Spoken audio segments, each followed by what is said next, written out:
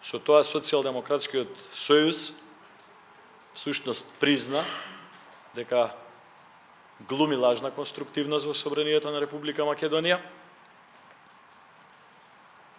и покажува лицемерие, не спрема нас. Ние во оваа ситуација сме комплетно небитни како пратеници. Лицемерието е насочено кон стотици илјади граѓани кои што ќе беа опфатени доколку Социјалдемократскиот сојуз гласаше за овие три закона.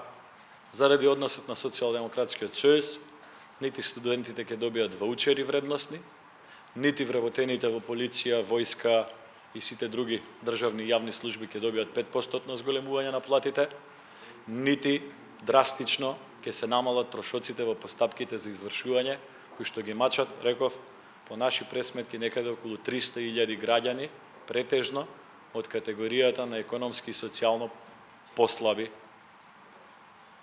слоеви. Тоа значи дека Социјалдемократскиот сојуз во собранието на Република Македонија продолжува тенденцијата на монополистичко однесување кон парламентот.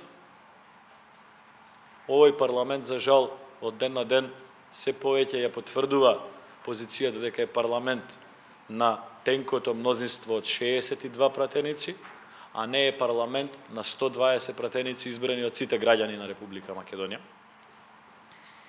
Без разлика на ставот на Социјалдемократскиот сојуз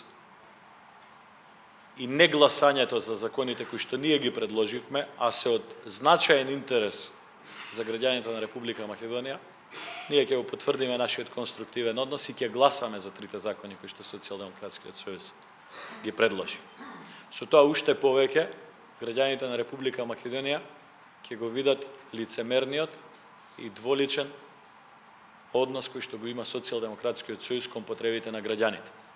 Рековме, кога станува збор за граѓаните, не треба да погледнеме кој ги предлага законите. Но тоа треба да важи и за ВМРО ДПМН и за Социјалдемократскиот сојуз.